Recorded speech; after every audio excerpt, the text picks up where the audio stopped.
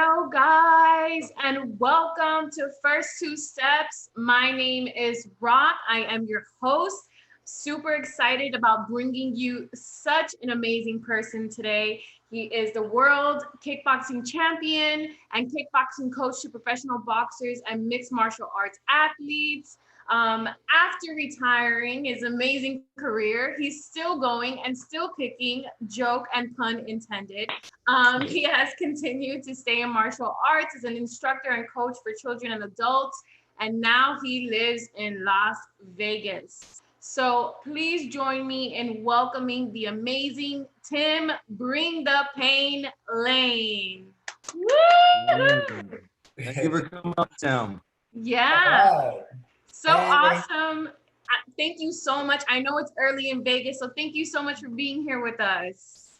My pleasure. Thank you for having me on the show, Rock. No, yeah, you're just phenomenal. Like I told you earlier, I did spend time last night watching amazing footage. I got some questions about the pants, and I got some questions about just everything, your entire career. So let's jump right in. For those that don't know you, which everyone should, especially if you're into this sport, tell us about you, where you grew up, just a little bit of background history, and how you were as a child, and what led you into this sport of like kicking. Well, hello, everyone. So I was born on a military base. My father's in the military, so I was born in Germany, and I came to America when I was 3 years old. And my father was had to be stationed out of the country.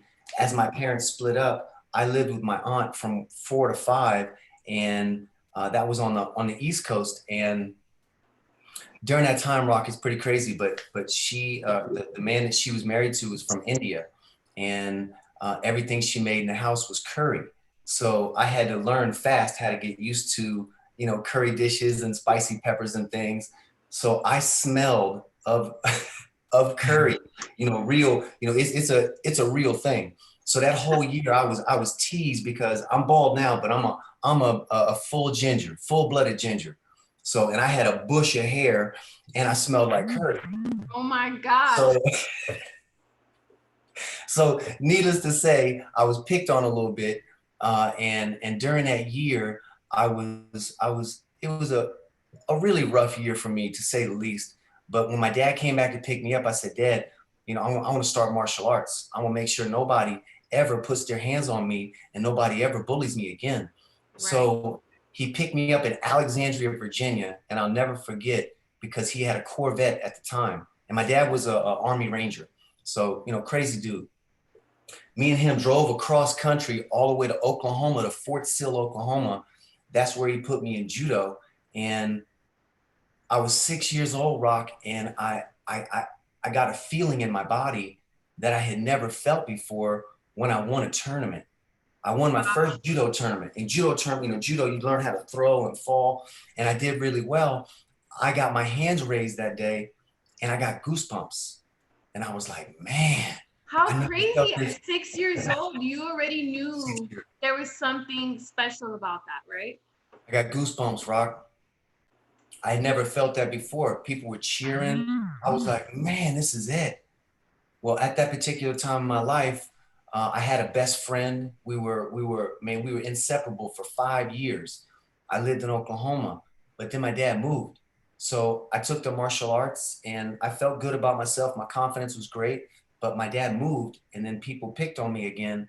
And I don't even know what happened, Rock, but when somebody would say something to me about my hair or about the way I look, I would black out and I would, be aggressive on them, to say the least. And then my mind would clear and I'll be like, oh man, what did I do? Well, my dad would put me in a different martial art wherever we moved. And that's how I would channel my whatever that was that would happen to me. I was really, really self-conscious. I always want people to like me. I just, I felt that was, I don't know. I just wanted to fit in. So I fit in great in fighting. So that's all I did. And Wow. yeah, so wherever my dad moved, he put me in a different martial art. And then when I was a teenager, I had some rough things happen, and I got caught up in the court system. and I went down the road. So from 14 to 19, I was pretty much in a juvenile detention center. But at the same time, I was always working out. I was always working on my martial arts. I got in a whole bunch of really good fights when I was in there. Me Wow. being, you know, I got some good ones. Yeah, I bet that is amazing. Look, you kept working out. That's all that matters. You kept going. No, but yeah. So tell us, like, that 14 to 19. I know you wanted to fit in. Was that really what like would get you into those juvenile detention centers? Like, what was that experience like for you? Like, I can't even imagine what that was like. You know, Rock, what ended up happening was I moved from North Carolina where there was 200 kids in my school, and my dad got stationed outside of Washington, D.C., where there was 7,500 kids in the school, you know, and there's thousands of kids walking around. And my first month, you know, in that school, someone bumped into me, and I turned around, and I didn't know if I was gonna fight or not, but when people started saying that this guy was gonna beat me up, and then this guy was like, "Hey, what's wrong with you?" It was like And I a was like, trigger. Mm-hmm. it was a trigger, and he asked for it, and I gave it to him. Of So course you did. yeah, you know what, Rock, I never even thought there was I never imagined that there was any other way to deal with things, because if you deal with it in a different way, somebody's gonna try to take advantage of you because you were soft. That's what I thought. Right. So always on the defense then. Always, Always. So always, tell us always. that moment, because I watched the documentary, all the videos and stuff like that, and you said there was a moment where you were there, and I think an officer or a deputy, he may have given you a KO magazine. Oh yeah. Tell us what you felt at that very moment, and because that was the shift moment for you, right? Like, tell us what tell us what that was like. You did some research, Rock. All right. I did. Yeah. I'm impressed. Mm. So, Rock, what happened was about I went away to the juvenile, and then when I came home, I was in a gym in Virginia that I stayed in, that I turned professional. I was 26 years old. I was 3-0 boxing, 3-0 kickboxing, and I thought that I was the big fish. You know, I thought I was the best. So somebody came and asked me. Well, I got involved in some wrong things, should I say? Okay. And I ended up having to serve 45 days. I'm Right. 26 years old. I'm sitting in jail. I'm like, man, what am I doing, man? How did I just lose track of where I was at? And a deputy slid a book under my door. It was a KO magazine. Mm-hmm. And it was an article about Zab Judah and his father and trainer, Yoel Judah.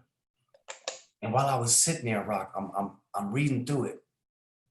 And I'm like, his dad's a 6-time world kickboxing champion. Zab is a lefty in boxing, and they're up in Brooklyn, New York. And I'm reading the book, and I feel something happen. And I look down, I was like, oh man. It's those Oh man. goosebumps. Right. It came back. Goosebumps again. The goosebumps came back to me. Mm-hmm. And I was like, oh man. I got super emotional. I'm reading it. I'm like, I'm supposed to go to New York when I get up out of here. And I somehow I went to sleep that night, but I woke up in the morning and I make a collect call to my mom. I said, Ma, I know what I'm doing next, Ma. She said, what you doing? I said, Ma, I'm moving to New York. I'm gonna move to New York and increase my boxing skills and become a world champion. And she said, boy, you were crazy. And she said, hey, but anything that's gonna get you out of jail, Tim, you get out of jail and you can do what you gotta do. Wow. I served my 45 days, Rock. I didn't get in no trouble. 2 days after I got out, I moved to New York with no place to stay, and I made it happen. Amazing. That's what we Yeah. talked about too when we first talked on the phone, how all these things happen to you, but you still prevailed. Like, look at where you're at now. And it's so inspiring for younger kids to see that despite whatever their past is, or despite where they're at this very moment, you can, get out of it. So I want to talk about your career. What was that like? Like, you were amazing. I watched a bunch of fights, those kicks, those turns. those pants. Why were you wearing pants in the ring? I don't understand. You're gonna have to explain that to me. I don't even know if it was the time frame, maybe that time, but I saw you with some neon green shiny pants that we have to talk about. So please explain how your career was so amazing. Okay, so Rock, I'm so glad you did the research and you saw me in the pants because no one's ever asked me that question. Good. That's what I'm here for, man. I had to. Those caught my attention right away. Yeah. So you got to imagine when I'm 6 years old, I'm in traditional martial arts and we wear pants and a gi, right? Okay. So Okay. wherever my father moved, I was in traditional martial arts. It went from judo, which was around mainly Korean that taught me, taekwondo, which was mainly Korean, and then when I went to a boxing gym, they were really modern, and it was shorts, and it was Thai boxing. You wear shorts, but you wear shin pads, and the shin pads get all moved over to the side. It just doesn't look clean. Okay. So Okay. when I was growing up, I used to watch kickboxing live on TV, which was on ABC. It was a really big sport. You could only kick and punch above the waist, so it was really clean. It was professional. They were really good boxers, and there was no holding. And everybody, it was called PKA karate. So PKA karate, they all wear pants, and if you had a black belt, you wear your black belt. So the way that the traditional way that I came up, you wear pants and you wear your black belt, you take your shirt off and you put your gloves on and you get down right there in the studio. So I want to have that same studio look, but how do I do it in the ring? Because the pants, the gi pants are real thick. So they get caught up on the legs and everything. But because I love fighting and I love to be, I want to look sharp. I want to be everything about fighting. Yeah, you could tell Yeah. your personality in the ring was very like to the T, very clean, very nice, swift, fast. So yes, I did see that. So I could tell. Okay, perfect. Yeah. Thank you, Rock. So I figured out how to wear leggings underneath of satin pants. Look at you ahead of the curve. They're doing that now. Yeah. So that's how I did it. Where if when I'm sweating, the pants wouldn't stick. That's the problem is if my leg would stick when I bring it up. But then we also have to wear shin guards and foot protection. So I would have on 3 layers so nothing would move and everything would be light and it would be clean. Wow. So yeah. So ladies, now listening, if you ever want to wear these pants, make sure you have the leggings underneath. Okay. I do love that. That is so cool. Thanks for explaining that. I was wondering. So tell me about your career. Like tell me throughout that whole span when it was really your moment, you were going through, you were having these matches, you were winning. I did see you lost a couple, but not too many. I did see one specific one, but I can't remember his name. But what was Frankie. that like for you? Yeah, yeah. What was that like for you? Because you seem so strong and so like forceful, and you wanted to win. It was very apparent when you walked in the ring that the only reason you got in there was to win. I was going to Battle Rock. Yep. I always, some people say certain things about their fighting. It's a competition, and it's a show of expression. I went in there for one reason, and Mm-hmm. that was to put the person in front of me to sleep. Period. Mm-hmm. It sounds funny, Rock, but everything I had done, I was prepared to die in battle. That's what I thought was my. Wow, That a was true warrior. that's how I thought of it, Rock. So anybody going against me, if they were doing it because they wanted to, be the best they could be, or hey, I just want to do more. There's no chance you coming in the ring with me. Mm-mm. So, certain people have it in their mind that they're in battle like that, and certain people don't. That's why you see Floyd Mayweather. He is the epitome of that because he dedicated his entire life to it, and he's Mm-hmm. probably he probably jogging right now somewhere around this town. You With know, the entire money team behind him. Yeah. only team truck in the back and the front. Yeah, the truck in the back, truck in the front. Yeah, that's right. That's right. I need to start jogging like that. That'll probably motivate me. Yes.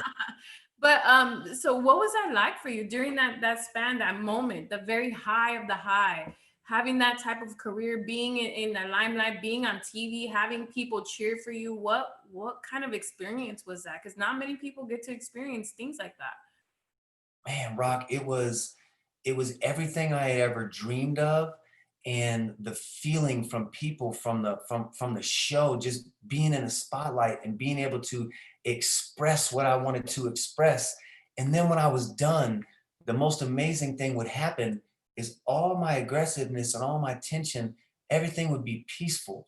Wow. So every fight, I would lead up to battle, battle, battle, battle. And then when it's done, I would hug that person and I would feel everyone being so respectful and generous around me that it felt so good. And that feeling after each fight, it lasted for maybe, a few days, sometimes even a few weeks if it was that much of a high. And then back to life, back to life and not feeling that same kind of camaraderie with a lot of people. So, but the career wise, man, Rock, when I first got to New York, a lot of people thought it was a rise up, but that fight that you saw that I lost, Mm-hmm. uh, that was that made me have a shift in what weight class I'm fighting in, how Mm-hmm. I rehydrate, and also how I use my energy in fights because I had always went out there and fought until they get tired. But basically I had heat exhaustion in that fight and I wasn't hydrated enough. And I found out that that aggressive behavior wasn't always the right thing to do. So I learned from that night, and that was actually the last fight that I ever lost. So I learned defense, I learned inside work, I learned outside work, I learned how to push and pull and not just be the same aggressive guy. I Mm-hmm. also went down in one weight class. So I was fighting guys who were my size or smaller. And I was just, I was handling because I was fighting 1 and 2 weight classes up most of my amateur career. So when I dropped down, it was a different story. So Wow. it was great. It was everything you think it would be. Rock, when you see people on TV fighting, you're like, oh my God, it must be so great. It was that great. It was the feeling. You're such an entertaining fighter to me. I was watching it with my fiance, and we every 2 seconds we'd be like, oh, oh, oh, and the turns. It was just so very entertaining, like entertaining, quick, swift, fascinating. How fast you were, how high your kicks were. It's just you were just really entertaining. I think that that's such a quality. It was like magic, like when you watch like old basketball or old football or old, not saying you're old, but just older, just a different just you're in a lot better shape than a lot of people I know. But just like magic, you had a magic quality to you. So I just so amazing. And to be talking to you on first two steps, you're just an incredible person. So tell us, like, throughout your life, being in the ring, what did you learn from being in the ring that you have applied to your everyday life? Like, what is the main thing that you really took from those experiences and you applied it to every day? The biggest thing, Rock, that I've learned from my fight career is that the schedule that I was on, the daily routine that I had, the structure that I had inside my fight career, because I was so passionate about not losing. I was so passionate about that I didn't miss anything. So I had my schedule laid out. I knew what I was doing every day at about every 4 block of hours. So that daily structure, when I retired from fighting, you know, I didn't do the same things I did in my fight career. So I had to go back to my fight career and kind of figure out, man, what was it that I was doing? It wasn't just that I was being aggressive. There was something in my lifestyle there was a structure for me that I was missing. And I found out later about a lot of veterans that had the same issue. A lot of my NFL football friends had the same issue. They had ABC ready to go every day. That's how they did so good. But then they stop doing what they're doing. They retire. They go into civilian life. And now what is there? So what I've done now is I have my daily routine. I don't kill it like I used to, but I have a daily routine that I wake up. I do my morning daily routines, and I have my structure of my days, and that has kept my life in balance and gets me here up early in the morning with you. I know. Good, good, good. I have to agree with that 100,000%. I am an early bird and I do have that morning routine, and it has to include, like you said, that special morning routine plus a workout, and I feel very good for the rest of the day. So I am an advocate for that. I love that. So tell us now how you train other athletes now. You know, you train other people doing amazing things. Tell us about that experience and what you make sure to tell them and teach them and help them on their journey. Mm. Well, right now, Rock, what I'm doing, about 5 years ago, I shifted my teaching from competitive fighting and athletes. I shifted to a group called MVP, and that's the shirt I have on here. I It's see it. emerging vets and players. So veterans and athletes have a place to come in and learn and be around a team of individuals who have a similar past. So what I'm doing with my training now is I'm training these guys on physical fitness, how to feel good, how to create a positive daily routine. I also work with a group that has Parkinson's disease, and we do the same thing. It's all about exercise, Rock. I also have a troubled youth program I work with here with kids caught up in the court system, and they have all their educational material down, but they don't have any exercise. So we bring exercise to the table and just to get them moving to activate the body so they can think properly. So my mission now is to help empower people to activate the body so they can stimulate the mind to a positive state of flow. And now this I'm getting goosebumps from doing Me this, too. Rock, on Me a too. girl. This thing is regular with these groups, and I know I'm in the right spot. I also have a youth baseball team out here that's also called MVP. There are younger representatives who Jerome Sapp, a former NFL Raven, he started the team. He's also a Harvard graduate, but he started the team, and these young boys have a purpose and they represent MVP well. So those are my athletes. Amazing. I mean, what do you not do, really? What do you not do? Like, you are simply amazing. You teach people how to get back and take those first two steps into really activating the body and activating the mind. And I think that that's such a noble thing. And I love that. So I know that my friends, my team here, Brian and Floyd, they have some questions for you. They're both sports buffs. So they're definitely gonna hit you with a 1-2, a little question.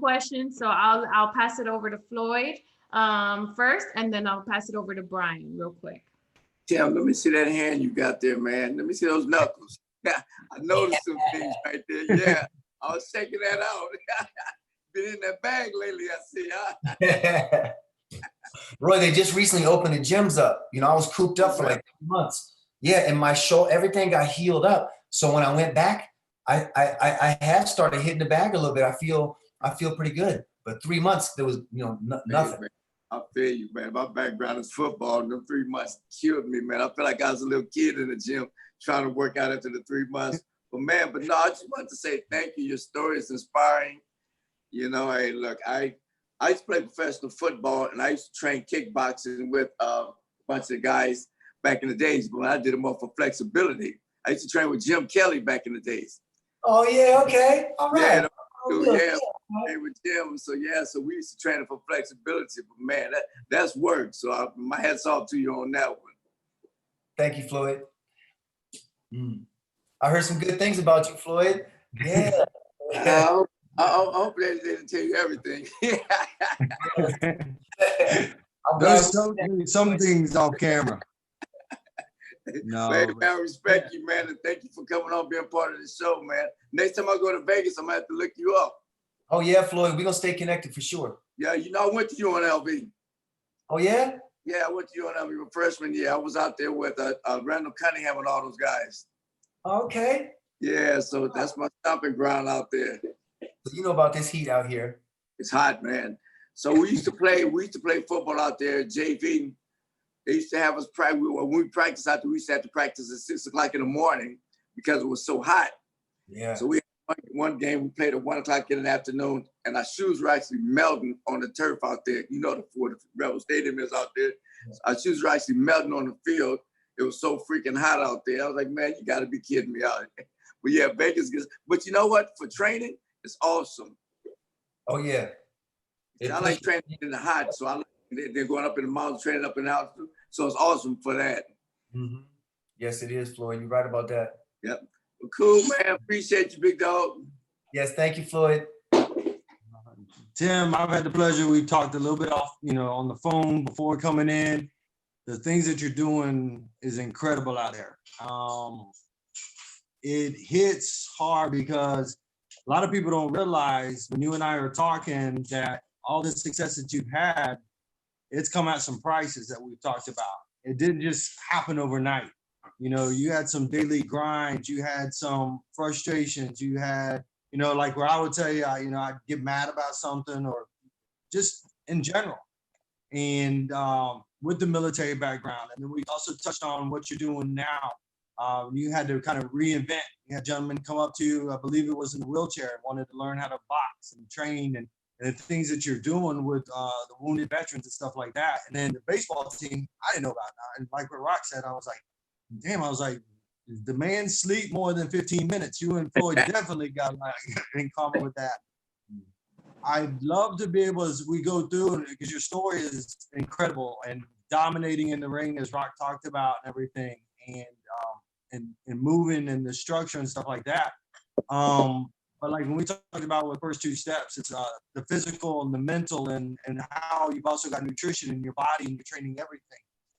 Just how, mentally, you've had to be stronger mentally than I think you were physically. When I sit and talk to you on, on our phone conversations, and the stuff that how tough you are, and then to go with the wounded and the veterans, I think, to be honest with you, is being up there. I lived up in Virginia Beach for a little bit, big Navy area, and things of that nature. It was incredible, the stuff that it is, and I know how important that is.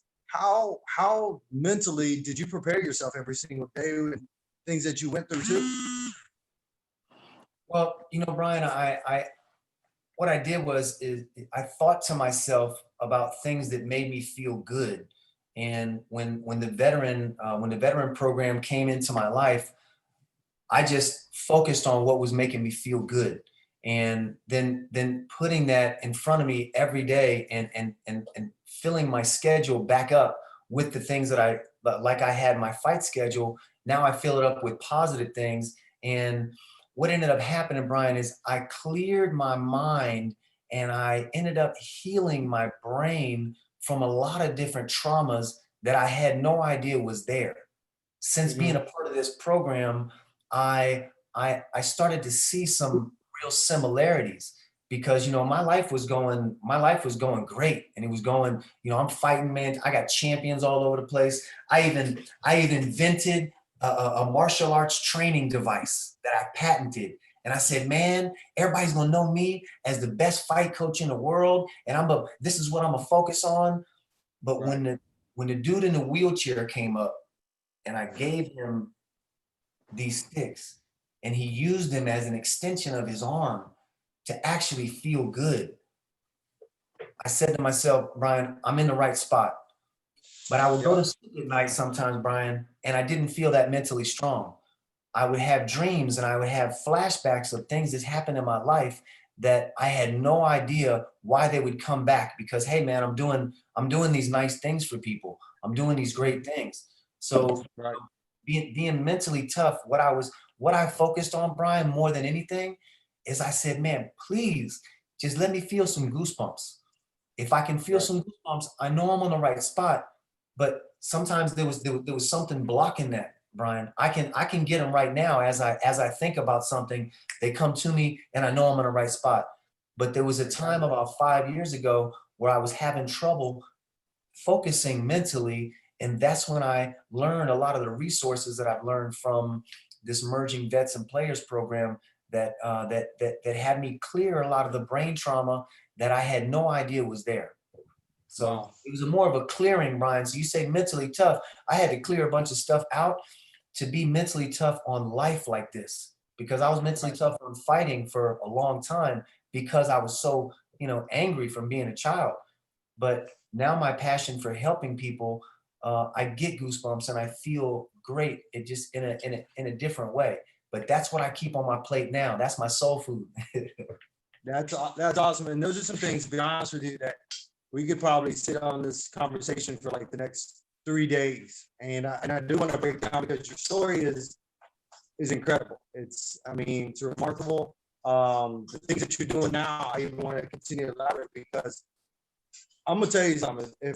I'd be stumped if all of a sudden somebody came up and how you thought about the extensions, to teach them how to box and the different avenues that you come through is just amazing. So I know we're gonna continue to talk, but thank you so much because mentally, physically, you're a beast. You're epitomized as far as getting moving and motivating people. And thank you for everything. Thank you, Brian. So, Yeah, thank you so much. Sorry, Rock. I was so inspired. Oh my God. Like seriously, everything that you say, I can totally relate to. You guys know, I'm super disciplined as well. I believe in schedule, even on my days off, I plan my days. So everything you say, I was like, oh my gosh, that's my guy. So I just posted on my Instagram. I couldn't log into First Two Steps. I tag you. I hope that's okay with it. But what an inspiration. Thank you so much for being part of this interview. It was amazing. I truly love it. Thank you, Maria. yes, before we wrap it up, I definitely want to ask you one question that we ask everyone is that we have on this show on First Two Steps is really what does it take? What does First Two Steps really mean to you? What does that mean to you? Man, first two steps. What it means to me is making a decision of finally saying, you know what? I'm sick and tired of being sick and tired. Okay, Tim, go ahead and preach. Go ahead and preach. I'm ready to take my first step. I'm ready to get up out of what I'm doing right now. I'm ready to go. When you're ready to go, stand up and put your arms out, and we're ready for you. Take him to church. Take him to church. Stand up, baby. That is so amazing. Thank you again so much. Guys, if you are tuning in live to First Two Steps, we just wrapped up a conversation with the most amazing human being, Tim Bring the Pain Lane. And we will be having a part 2 because his story is that incredible that it deserves a second episode. So you guys, please follow Tim Bring the Pain Lane Fitness. I think that's your handle on Instagram as well, right? Or Tim Lane Fitness? Yes, Tim Lane Fitness. Please follow him and definitely thank you for your passion. I think that's one thing that we can all take away after watching you is how much passion you have. So I really hope that everybody enjoyed this show. Take this passion with you. Follow Tim Lane Fitness on Instagram and just watch his story and check out the picture with his high kick. Also check that out. Yes, that's an awesome photo. So thank you guys so much for tuning into First Two Steps. Again, I'm your host, Rock, and y'all have a fabulous day. Thank you, Tim. Thanks, guys. Tim, you